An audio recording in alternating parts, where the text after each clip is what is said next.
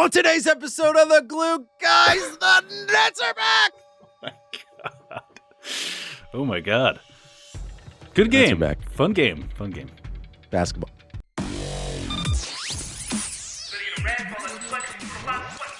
Welcome back to the Glue Guys. This is Mike Hairstyle O'Brien. Check us out on Twitter at BKGlueGuys, Netsdaily.com, The Athletic. Get yourself on the paywall, theathletic.com/GlueGuys. Michael! The Nets are back. We're in fuego today, Mike. The Nets are back. Is it because that we too, like the Nets, have vampirically sucked the energy out of these young players? Have we stolen their life force? Jeez, Mike? what a depressing day. No, it's nice. We're full of energy because we ate their stem cells. It's nice. It's good. We sucked their souls out of their body. We're dementors. Yes, that's how when you get old, Mike. That's what happens. And I'm loving every second of it, Mike. I'm loving it. It's great. Their youthful energy was a buoyancy to us. I feel so stemmed up, so full of stem cells. Mike, that was a heck of a game. We're fired up. Oh my gosh. Well, best game of the year. I don't care that it actually has no impact on like the future of the team.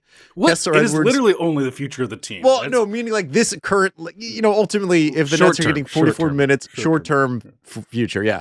That Kessler Edwards has 44 minutes in the game. Patty Mills, went for 43. David Duke Jr. was 38 minutes in that game. Yes, I understand that won't happen in the playoffs. We can't rely on those guys to be contributors in the playoffs. But what a GD joy it was to see the Nets turn into scrapyard dogs. Yeah. They were some scrappy mofos on the floor. It's just remarkable that Sean Marks, for third string, just drafted a whole ass lineup, 1 through 5, just basically. I mean, actually, we're missing a 1, but other than a dedicated point guard, we've got a pretty serious, not serious. I mean, this is one game. This is like these hot takes are going to age terribly, probably, but heck, it's super fun. This is a safe zone, yeah. Dude. This podcast is like a time capsule of just this one game because there's nothing relating to the future. True. Also, we should preface: we're not going to talk about Kyrie Irving at all on this episode. We did that with the Shams interview, and now this is just games, just gaming, just X's and O's, just David Duke Jr. This is all we're talking about here. Okay. And I know that Brian, if you're for the YouTube audience, Brian literally has a picture of Kyrie behind him. We're not going to talk about it. I know that there was a report from Ian Begley. I'm doing it now. I can't help myself. There was a report that the Dallas Mavericks and Nets had some discussion of Kyrie Irving and Kristaps Porzingis. Mike, what did we say? I'm just saying we're not going to do it. I'm addressing the thing we're not going to address. Like, I'm just putting it up front, saying we're not going to touch it. Because that game, that basketball was a joy. I mean, it was a trip down memory lane. It was as if, like, the 2018-2019 Nets merged with Kevin Durant. As if he was, term T2, if he was Schwarzenegger sent back in time to protect the kid with the floppy hair and the mom with the biceps. What's their names in T2? Oh man, John Connor, and Sarah Connor. Sarah Connor, Mother Connor. Sarah Day O'Connor. Yeah. She eventually became Supreme Court Justice. That's no one really. That is the origin We didn't story. watch those episodes yet. Yeah. It was so the story of the game is obviously the Nets had all these COVID knockouts. Just as we're again discussing Kyrie Irving, all this COVID knockouts. Kevin Durant is questionable to play because of a hurt ankle.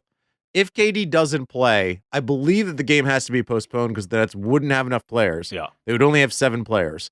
He decides to play with David Duke Jr., Blake Griffin starting, Nick Claxton starting, Patty Mills starting, and then the bench being Kessler Edwards, Cam Thomas, and Day'Ron Sharpe.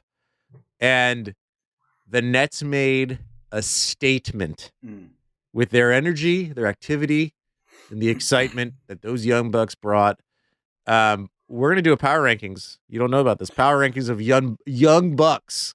Do you still take the big question is, do you still take Day'Ron over David Duke Jr.? Because you came in you raffle-coptered at me heavily over my pick of David Duke Jr.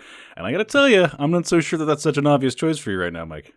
Tell me, what did you see from Well, it was interesting, the arc of the David Duke Jr. game. It's really hard for me not to, to talk about it. You want to talk about it? Is that what you want to do, Mike? Well, we've talked about his name before. It's hard not to the junior's doing the heavy lift. We got to lean into the junior here. The junior's doing the heavy lifting. They should have gone. I was going to say they should have gone David Duke the second, and then we could have gone Deuce. Deuce is a double deuce. Love it. So opportunity. What did you see from the Deuce? Opportunity miss. It was interesting because he seemed confident shooting the three, all throughout in the little smatterings of garbage time he'd played up to this point. And then even to start the game, he was shooting with confidence. And then he got dared into shooting threes, and then he kind of lost his way. He just stopped looking for the shot. But in general, that's the least of the concerns. He is one of a very few real super duper good athletes on the team right now. I think he's probably if you give him an opportunity to dunk, he can probably do some cool dunks. that kind of vibe. His instincts. Do you think Steve Nash is in the coaches meeting and they're looking at film? He's Nash is thinking, I think if we gave David Duke Jr. the opportunity, he could do some cool dunks. That's my analysis. That's the conversation. This is the analysis that I have for you. And he cool dunker. but he's got he is ahead of the curve where he should be in terms of patience. He's a methodical dribbler, driver. He's got a little bit more handle than you would expect at this stage in the game. And he lets defenders come to him, debates him a little. He's herky-jerky enough to, get around a second defender. And he looks to make the pass. He's a weird he's sort of in the DeAndre Bembry class, but where Bembry goes finishing, he goes more playmaking. It's kind of a weird, just a small difference there, but he's an athletic Randy Foye. Sure. I don't. How tall is David Duke Jr.? Isn't Randy Foye I don't think he's that tall. I don't think David Duke Jr. is I think he's probably 6'4". Yeah. So where's Bembry? What 6'2". Yeah. Bembry is also really just 6'5". Everyone's basically 6'5". I feel like Randy Foye is a dedicated backup.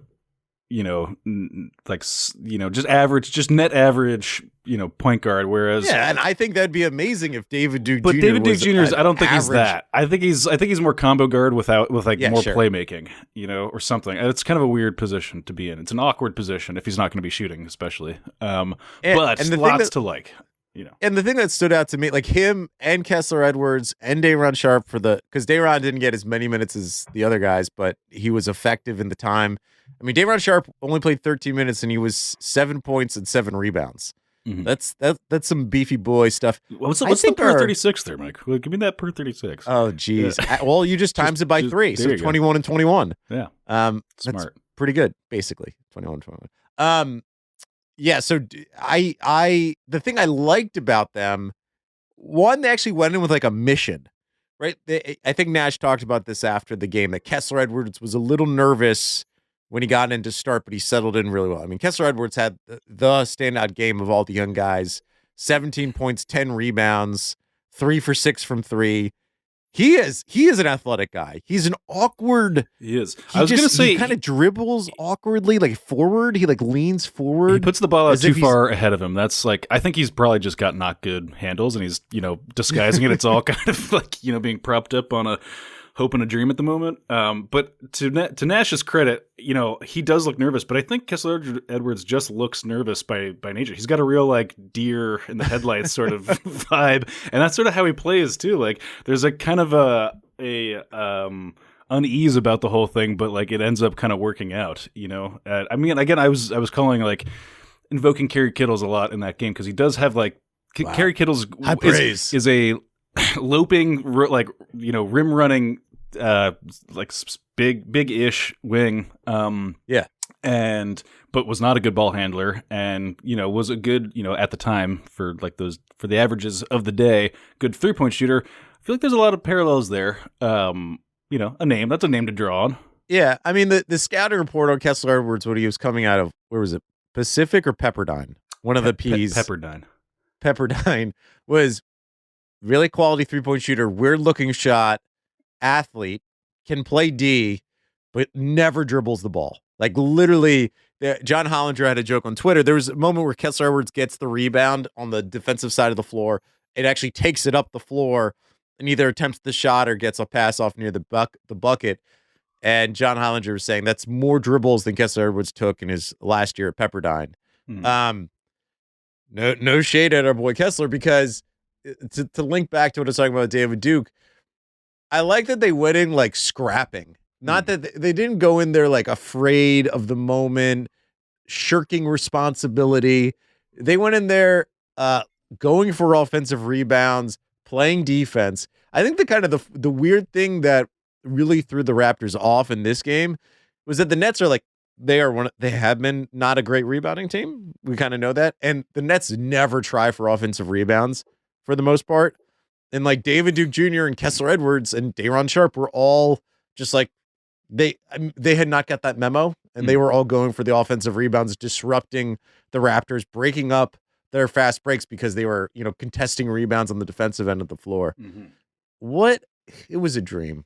It was a dream the way the game ended. And the one thing, there's two things you can extrapolate if you want to like the future, in terms of the short-term future. Kevin Durant is the MVP. I think that's pretty easy to say. And Patty Mills hitting that 3-pointer. Dude, the whole game, he's just such like, you really feel comfortable. You feel safe in Patty Mills' arms. So secure. He's all state. And like him against Fred VanVleet too is sort of perfect, because Fred VanVleet is like does exactly what he always hits, that obnoxious going to overtime shot. Like he will never not make that shot. And Patty still stays the course. Don't worry, guys. It's a weighted blanket on our legs, and we can just prop up and drink tea and watch Patty, because that's. But the exciting thing about it is that when Patty then hits that shot, he is like the best he's perfected the fist bump yell at his own bench, like let's go energy. He's got that perfect. Yeah, you could tell that the team vibes off of him in a real way. I'm sure Patty Mills is like the type of person who he just seems like the guy who's like, there's like no negatives about him. Yeah. It's just 100% approval rating. Just Ted Lasso. I've watched 4 episodes now. Is the Australian Ted Lasso? It could go wrong. Who knows? But no, it really doesn't though. I mean, you gotta get it. Yeah, I get it. I love that. Yeah. I love the show. Who doesn't love Ted Lasso? But I stopped watching after 4 episodes. So he doesn't turn into Darth Vader or anything like that. It's not Breaking Bad. Spoilers? You're not spoiling, are you? Gosh. He doesn't. That's a spoil. That's a version of a spoil. That is a spoil. Damn it. It's really not. Do we want to? I mean, we're glowing. There's great stuff here. I would say, like, if we wanted to start layering in a little criticism, why would you do this? Just for fun. What's wrong with you? We have a podcast. It was jubilant, and we have to have conflict. This is a compliment sandwich. Is this manufactured tension? This is manufactured tension. Wait, let me get their manufactured tension drop. Jesus. What is that? That's the manufacturer. Those are just I don't know. Those are just all the drops I have. Sick. I loved that. I have other ones too. Well, give me manufactured tension. That was loud. I like that. You found it. Yeah. And that's another new Brian note. The good thing about it, because people love your singing, it's another new, because hello is a different register. Give me that. Wait, I'm gonna hit the drop again. You ready? Now when I do it on cue, it's Brian, tough. 3, 2, 1. Manufactured tension. I can't when it's on cue like that. I have to, I'm not a performer, Mike. I get in my head. But here's the tension. Yes. Here's the tension. Cam Thomas could have had a big game there. That could have been. What are you doing? That could have been This is a compliment sandwich. We have to manufacture the tension, Michael. Brian, this was an amazing overtime victory against a team that basically had their full roster, and the Nets were struggling to even have enough Gatorade cups on which to fill. I don't know why I chose that. Their roster, Mike, and you're picking out the one. We had the Rockets game. We had the Detroit game. All of these games could have been the Cam Thomas game, and he has not given us the Cam Thomas game. Are you worried the Cam Thomas game is going to come? Here's who you are. I'm just steamrolling into this. Here's who you are. You're the person who goes to a wedding. The wedding has great food, great music. Everyone's having fun. Are you sure about that? Is it great food? Was the music good? Yeah. You're like, those past hors d'oeuvres, they could have been rotating around more quickly. I didn't see the pigs in the blanket. I didn't see them. They were on the other side. Does everyone really love Tame Impala that much for this wedding? Is that... I mean, hey. Have you been to a lot of Tame Impala weddings? Well, the song that, I don't know. I'm just... Yeah, dude. Yeah, no, dude. That's... Yeah, I know. It's a good song. I like that song. I'm just picking all their songs. This is me nitpicking at the wedding. I'm playing into what you're talking about, Mike. Don't nitpick my. How could you? Okay, yeah, okay. If you want to do this, Sure, Cam Thomas, 2 for 10 from the field. Not good, and was basically benched. Not benched, but they just went with David Duke Jr. over David Cam Duke Jr. Thomas. is going to take Cam Thomas's position, Mike, and it's going to be an all-out bloodbath. But David Duke is ready for that smoke. Okay, he's ready for it. Actually, I got the sense that he's a little bit nervous, and like there's some.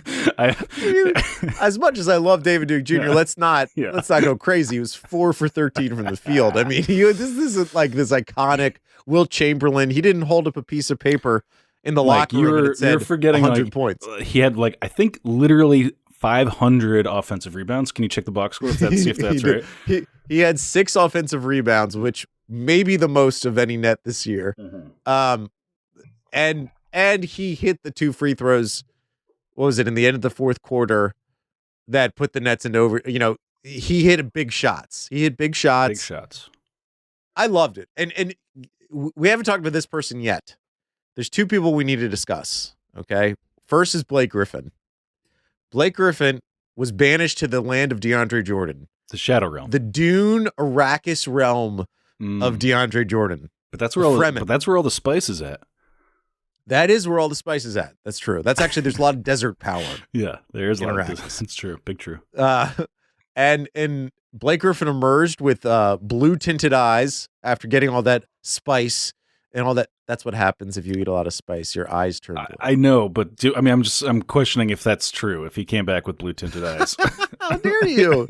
He played great. What is wrong with you today, Brian? He was energetic and he had nice moments. It started off. He dove on the. Yes, he very publicly dove for a steal that didn't actually result in a steal.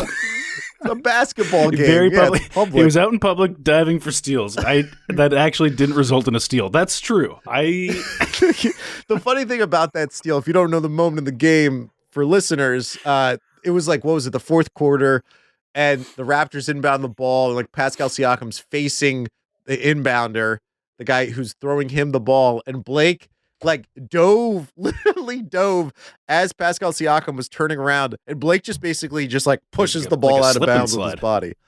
It could never have resulted in a good play. Ultimately, there's no scenario where Blake is full out diving and then getting the ball and then throwing it, doing something useful. Yeah, this is what I mean by very public, very. What do you want me to do? I'm just calling it like I see it, Mike. All right. Do it. Say it. Drop is loud. It's loud for you, but not for our listeners. Manufactured tension. Blake deserves his flowers, Bri. 13 points, 6 assists, 5 rebounds. He put on the Timberlands and hard hat again. The blue collar boys were back for one game. True. The previously deceased blue collar boys. It was nice to see that Blake had that relevant. My question to you is, do you think so? We have this sort of cavalcade of backup bigs that play: James Johnson, Paul Millsap, Blake Griffin. Technically, Nicholas Claxton is a backup. Does this Blake game give him maybe a little bit more run in the next game? Do you think? Hey, let's not banish Blake to Arrakis. Let's bring him back on Kaladin for all my Dune heads. It's tough because, he's. I guess there'll be times where we have. Especially with all this COVID protocol riffraff stuff that's been going on, it seems likely that there will be a whole lot more a million people are out games. Now we're entering the phase of the season in which just randomly people are resting. So for those reasons, I do think that he's going to be more part of the rotation. But if you're asking me, does he back in a very serious playoff rotation where everyone's expected to be there on a night to night basis? That I still don't know about. I'm trying to read exactly. So the players who've been knocked out for health and safety protocol: Paul Millsap, Marcus Aldridge, Bembry, Javon Carter, James Johnson, James Harden, Bruce Brown. What I don't understand about the policy, does that mean that they all have tested positive, or are they in the NFL, there are people who test positive, and there are people who are close contact that get knocked out, and then they just have to take 2 positive tests within 24 hours, or negative tests, excuse me, in 24 hours, and they come back. But does it mean literally that the Nets have had all those guys have had positive tests? You know damn well I don't know the answer to this. This is not. Yeah, I don't know. Don't ask me. But I'll tell you what. Just for somebody sent me. I went to a surprise party for a friend on Friday, and somebody sent me a text being like, somebody tested positive for COVID, so I went and got a stupid rapid test and quarantined for 24 hours. Basically, following whatever that guideline is. I'm negative. It's fine, but. Like, I guess, is it that? Was it a surprise those home party? tests are really no big deal. No, it's pretty easy. And now they got the things on every corner again. They got the truck driving around in the city, so it's pretty easy. The ice cream truck? Basically. Mr. Softy's just sticking a swab up your nose? Yeah, exactly. So I'm trying to read the COVID protocol, because here's my point, if I can get to it, if I actually have an answer, is that if all these guys are have tested positive, and they're all vaccinated, because if they're playing for the Nets, that means that they're vaccinated. I think we kind of know that at this point. I know I'm not going to mention Kyrie Irving, but if everyone's already had COVID and vaccinated, seems pretty safe for Kyrie to come back. Just saying, right? Like if he's not a risk to anyone. What did we talk about in the preamble to this episode? What did we talk about? Brian, you're going back on your promise. Well, give me the thing.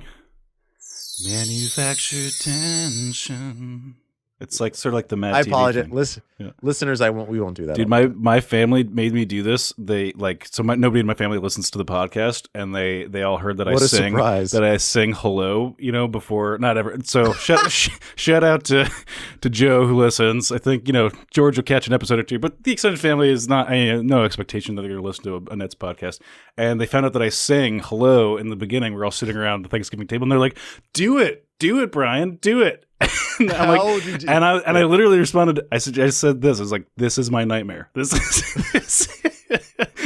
is my nightmare. Being pressured into doing this." And I didn't do it. I did not do it. That's what it is. And and my wife looked at me and was like, "You can do this." And I was like, "I'm not going to do it." Under no circumstances will this happen. And that's what it is. You could have done our bit. I could have triggered you. To do it. That's the bit. Fun. So Blake Griffin. Serious question. Do you think he gets more minutes now? This is a good game. 13 points, 6 assists, 5 rebounds. Did he save himself? Has he been, when Judge Dredd gets banished and then he comes back and saves the city? You ever see Judge Dredd? It's been a while. I haven't seen it in a minute, but I do. He gets banished. And then he comes back. So sorry, this is Blake Griffin we're talking about. Sorry. Yeah. My point is I think he plays more games, but only because we're entering this deeper sort of rotation thing. I don't think it's real back in the rotation stuff. I mean, maybe he starts doing it, but he hit some threes yesterday, and that's really what needs to happen. For him to actually crack the rotation, him shooting 19% or whatever it was to start the season was it's unplayable. And, that's just how it's going to be. But if he can continue to build on that, then it's totally possible. Nothing is set in stone, Mike. Just a quick update on the COVID rules. I'm reading them now. So it says those who are fully vaccinated will not be required in most cases to quarantine if they are part of contact tracing, meaning exposed to a person who has COVID-19, who is positive for COVID-19. Meaning that a lot of these guys on the team, it seems like they wouldn't have had to miss the game or quarantine just for contact tracing point of view. They just get tested every day for 7 days out of a week. So it seems like everyone's, and Nash has said specifically that everyone's asymptomatic, which is very good. Nice. So Blake, I think, I agree with you that Blake gets a little bit more. I think it'd be kind of weird if Nash was suddenly okay, it was nice seeing you. Now go back to the end of the bench. Thank you for gutting out a gritty game that you usually do. I've noticed that this has been sort of the the pattern that Nash has. Sorry, I have to cough here 1 second. I had a frog in my throat. This is sort of the pattern I did that Nash has, where he doesn't just like demote people slowly, like, gradually from out of the starting rotation to he skips a step and you get put all the way back down. You go to the beginning and you're taken off the floor completely, so that when you do earn back any little glimmer of a spot in the rotation, you're like, okay, I'm getting back into this thing. It's like less of just like a gradual demotion out of it and more of like an immediate ripping the Band-Aid off, so that maybe when you do get back in there, there's some level of like excitement or appreciation. And I actually kind of think like there's like some big brain EQ methodology to that makes sense to me. Does that make sense? I mean, he's done this with like basically everyone. I mean, it's worked for him. It seems like we have no dissension amongst the ranks for how he operates. Like ultimately, he was able to accomplish the thing that Kenny Atkinson wasn't. Kenny Atkinson benched DeAndre Jordan and moved him to the bench and played him as a backup. And Kenny Atkinson gets fired. But Steve Nash banishes DeAndre Jordan after starting him, and DeAndre Jordan is no longer on the team. And it's like that's the only one who maybe it's unclear whether he took serious offense to being benched initially. It's unknown. So Blake had a good game. Now Nick Claxton. Let's do this quick break, then I'm going to talk about Nick Claxton. Love it.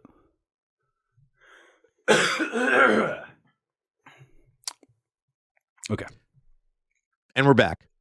Nicholas Jeremiah Claxton. Beautiful. 26 minutes, 16 points, 7 rebounds, 1 block, 1 assist, 8 for 10 from the field. All of those were basically dunks. I don't think he even attempted a jump shot. And nor should he at this point, let's be honest. Yeah, and God bless for that.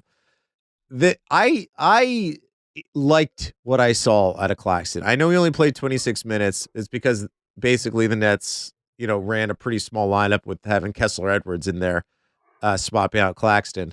But the thing I liked, what I saw out of Claxton was like he was aggressive in trying to get the rebound around the rim and then putting it back. There was even one time when he put up a shot right around the basket, missed it, came back up and dunked it. Yeah. And the thing that was lacking about early season Claxton was that he was just super unsure about where he should be, when he should be aggressive in attacking the rim. Yeah. This was just, hey, Nick, all you got to do is you just got to clean up, dunk. And if that's what he does, that's an effective Nick Claxton. That's all the Nets need. Dude, not only just that, like I think he really found his way again through defense as per usual, which is his thing. But like his off-ball defense is so good. Like his ball denial, like he was, I forget who it was. God, it was 2 or 3 games ago. I forget who he was guarding. I think it was like, anyways, he was guarding like maybe Trae Young or something. Like, but just ball denying Trae Young the entire game, like the time that he was in, and it was working, and it was amazing to watch. Like he just like has really good instincts for how to keep the guy away from catching the ball. And like even little things like that. Like there's just like anyone who's doing like data analysis on defense, I really think that you can't ignore like what Nick Claxton brings to the table. So like even if he's just like net neutral, like just neutral on offense, he's a huge benefit to the team. But like the fact that he can do a few things, he should be like a 70% from the field guy. I know that's a lot, but like he should be sort of that Mitchell Robinson, what DeAndre Jordan was with the Clippers. Not that level. DeAndre with the Clippers was the best pick and roll big, like honestly, probably in the history of the NBA in terms of like throwing down alley-oops and getting it right down to the bucket, right? He was so athletic and so dominant at that. Couldn't do anything else. Claxton, it's such an interesting thing because his name has been in trade rumors recently. He has the possibility for a contract extension. I think he's going to be a restricted free agent at the end of this year. He's a really interesting case because we pretty much know at this point, Joe Tsai has made the decision, right, that like, hey, I'm going to pay Kevin Durant, James Harden, maybe Kyrie Irving, depending on what happens, but I won't talk about that. I have Joe Harris is being paid, but I'm not really going to pay for anyone else. Like beyond the mid-level dudes, like mid-level and minimums, they could have signed Dinwiddie. They were legally allowed to sign Spencer Dinwiddie, and they chose not to do it because that would have been so exorbitantly expensive. I have no sense about what Nick Claxton's market Dude, I was just talking about this. Like, it's so unclear at the moment, and especially if he's just not going to be producing on offense, which, like, you know, I think any thinking man knows what his worth is defensively. But like, it'd be pretty easy for people to like look at the box score and be like, oh, I am not interested. Thank you. Like, that's it, and be missing the entire picture. Well, and the thing about it, is he like a non-taxpayer mid-level player? Meaning, is he like a $9 million a year guy? At this point, I really don't think so. That's what I'm saying. At this point, I don't think so. Yeah. Right. But the thing is, if you're a shitty team, apologies for everyone listening who don't like cursing. Apologies. If you're a crappy team, there. Is that better for your ears? For your soft ears? Like, if you're the Thunder. It doesn't really hurt you to have Nick Claxton on, because $9 million is a pretty easy like $9 million a year, which is the mid-level for non-taxpayers. It's a pretty easy contract to get rid of if you need to get rid of it. It's a very tradable contract, even if the guy's like all not that good. And Nick Claxton's 22 years old or whatever he is. So it's this weird situation where he's like sort of that classic guy when we were growing up in the 90s, like a Jerome James, who was quote unquote talented and had shown a certain level of production, but has no consistency. And the bet is that, like, I'm just betting on talent. Usually those guys don't work out. There's like, to borrow maybe not a great parallel, but something like that, like Nerlens Noel, who got paid that right around there. On That's a good comparable. Not much more evidence of like a high ceiling or whatever. Probably less evidence, to be honest. Yeah. Nerlens was a lower ceiling, but he had been more established in the NBA, and he's older now, and like you know what you're getting out of Nerlens Noel. And he actually plays basketball games. So like I'm thinking like Rashawn Holmes. Is Rashawn Holmes a good comparable for? Dude, Rashawn Holmes is good. I mean, he's quite good. Yeah, people like him. And but he's now 28 years old, and he floated around like he was like kind of everyone's favorite. Yeah, like undercover Sixer. Yeah, at one point. But he never played consistently, and then he got to Sacramento, and even then he didn't like. He would miss games because of injury or whatever, but he's been pretty good. And they also drafted 100 people in his position too to make it even more complicated. Remember the big Georgia Papanikolaou? They drafted in like Vlade Divac drafted him. He's like a big Greek guy. Vaguely, yes, yeah. He was my favorite draft. One of my favorite all-time draft picks. Yeah. So that's the thing. So why I'm talking about this is because the Nets have this decision to make on Kyrie Irving, which we won't talk about. In terms of whether to trade or not to trade. I'm just acknowledging I'm not talking. It's an acknowledgement.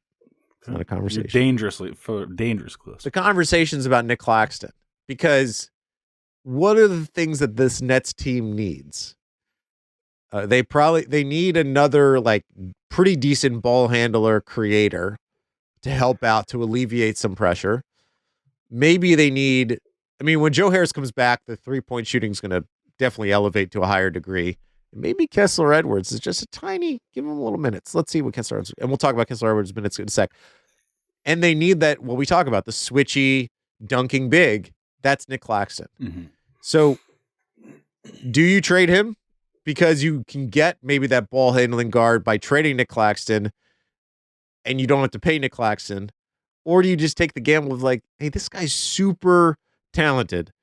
If we can just harness what's happening, if we can Seabiscuit him, harness him, then the Nets could have like one of the perfect type of big men that they could want for the next 4 years with Durant, Harden. I totally agree. I just don't know how to finagle this financially without just like, not playing him this year.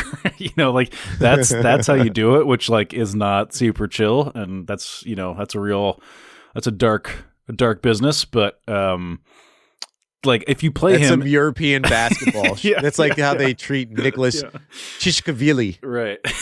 Yes, Tshishkavili.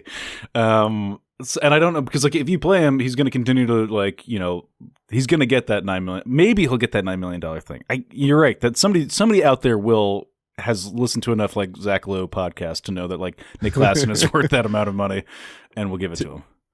Well, and you bring up a good point, which is like let's say he continues to play well for the Nets, right? Like this is his first, I think, really pretty good game since he's come back from his mystery illness, since he created the Omicron period. Yeah, at a makeout parties, motto. At a makeout. 7 Minutes in Heaven with Nick Claxton. That's his new podcast. It's really big on TikTok. Yeah.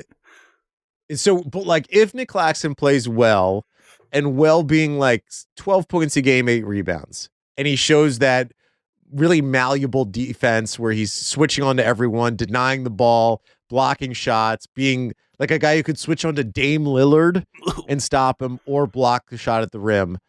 And he is with the Nets all through a playoff run, getting 20 minutes a game, putting up that production. He's going to get a lot of money thrown his way because teams are going to see he's going to have a huge spotlight on him. I bring up Jerome James. It's going to be like Jerome James, where Jerome James had one good playoff series, and the Knicks threw the bag at your boy Jerome James, and he sucked. Yeah. So that's the beginning of the Knicks curse, Mike, right there. That's it. Yeah, that's the original sin. That's it. Yeah. Real quick. Yeah. Before we go, because we should stop soon. Yeah. I don't know. Yeah. Kessler Edwards. Is this how real? How real is this? On the scale of reality TV shows, from sort of like the PBS shows that they have no editing on, and they're not pretty people on the PBS. Like what PBS reality like there's like Antiques PBS like Roadshow? Cooking shows and Antiques Roadshow. Like there's no trickery. You consider that? I mean, I guess it is reality TV. That's true. Okay. Yeah, that's the most real. Cinema verite. Yeah. And then what's the most edited wife swap? That's the one where where they're like, or mom swap. What is that? The most real one? Well, it's like they make the spouse like live with the other family for like a week, and they're just like, and you can almost hear the producer off to the side being like, "Tell them they suck. Like you hate your new family." That's fake news. They to don't me. use a pizza stone to cook the frozen pizza. Yeah, that was that's you. That's the worst thing you could do. You're out of here. So that's to you the most manufactured tension reality TV show. I don't know. Mom Do you Swap? want? I don't know. Is that even a show? I'd say Real Housewives. Real On Housewives. the scale of from PBS to Real Housewives, how real is Kessler Edwards? He's like Real World. He's like the newer seasons of Real World in which they're not like. It's unclear. It's still unclear to me a little bit. Like there's something there. There's something there for sure to mine. But there are like some fairly conspicuous weaknesses, and I don't know how exploitable those would be if there's a little dossier about Kessler Edwards out there. That dossier could go a long way. I'm not saying I'm betting either way. I like him. I think he would fit in, like as you say, that Joe Harris spot. Also, and not to make this go negative again here, but there was some crusty rumblings of, don't do this. Don't do the performative. You talk about trades all day long, Mike. I never do. I stick to the game. What's happening between the 94 feet? Some very crusty, very off the beaten path rumors about Joe Harris's trade rumor ball. Whatever. This is Mike. This don't is do you. this. I never do this. When you do 20 uninterrupted minutes of of trade talk, I never dog you. And when I roll my eyes, the back of my head, don't even look at you anymore. Apologies. In a world in which any of that happens, which again, this is not hard news reporting. What were the rumors? I haven't seen the. It's Joe really Harris. off the beaten path. I'm not even gonna talk about him. But like, let's just say, for the sake of argument, that he's somewhere in that contract range where it was be tradable, blah blah blah. Is he a guy that could step up and sort of fill a portion of what Joe Harris does? Maybe you would. I wouldn't want to rely on it in a playoff series, Mike. I'll say that much. So that's where I'm at with it. That's where I'm at. I don't think he's not quite. Yeah. He needs a little more time in the oven. That's all I'm saying. Yeah, it's So I agree with you. He's as real as Real World. It's like there's something not like the first seasons in New York. No, that's real. That's that was real. That was the real. They were remember when they were talking about like someone had HIV? Yeah, it was like Puck. Puck is just a menace to society. He's just now there's no HIV. It's just there's no HIV in real world. Yeah, there's nothing serious. No. I don't know. I don't even want. Does real world even exist anymore? Do our listeners does Alex Sturm, Alec, if you're listening, do you know what real world is? Shout out to Alex Sturm. You let us know if you ever heard of the show, the TV series Real World. Okay, but he may have only because of the challenge, right? Yeah, we're not talking about Real World Road Rules Challenge Unlimited, The Reawakening 5. Okay, we're not talking about that. We're talking about remember actually Road Rule? Do you remember the show Road Rules? Rules? I remember not liking it from a very that was one of the first ones that missed me with this. I gave it a lot of tries. I remember because I was a real world person. There's some people for Theo Vaughn, is that a name you're familiar with? He's a comedian. He's started on Road Rules. He was a Road Rules guy. Oh wow. Isn't that interesting? Look at you dropping that. I don't know. I've spent too much time on YouTube. That's my problem. Mike, let's get out of here. We're at 40 minutes. Wait. You said something I just want to say. Don't make this go 5 minutes, Mike. You got 2 minutes to wrap this up. Let me say. You brought up just the Joe Harris trades. Okay. What is that look you're giving me? I'm only gonna say. Okay. Yeah, go ahead. Hold yourself together. Go ahead. I know people. This Nets team needs Joe Harris. They need Joe Harris. Anything we've seen over his injury is how integral Joe Harris is to the Nets. There's some stat of when he's on the team, they're the second best 3-point shooting team in the NBA. Without him, they're the second worst. Something like that, right? He is a big deal. Their spacing gets all mushy gushy without Joe Harris floating around there. He is, though, the only contract that you can really trade that isn't Kyrie Irving. I'm not going to talk about Kyrie either.